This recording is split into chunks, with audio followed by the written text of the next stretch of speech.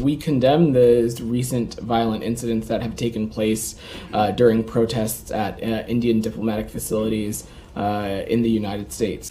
Violence or the threat of violence is never an acceptable form of protest.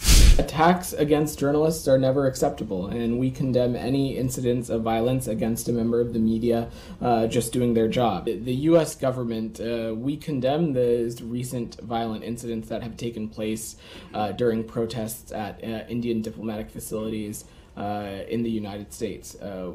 Look, we support the First Amendment rights of protesters, and we support engagement of free speech activities. However, violence or the threat of violence is never an acceptable form of protest.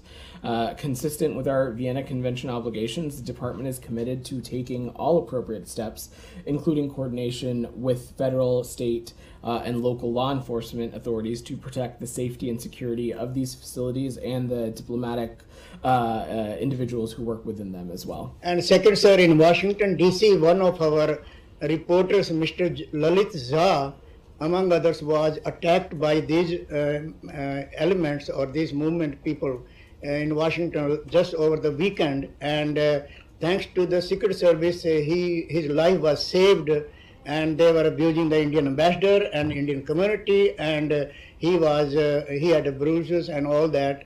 So what I'm asking you is now, this is ongoing on even here in Washington, D.C. at the Indian Embassy, and Indian Embassy issued a assault report and statement. I think you may have seen it. And I was also there among the abused and all that. So look, attacks against journalists are never acceptable, and we condemn any incidents of violence against a member of the media just doing their job, and any act of violence or vandalism against a diplomatic facility as well.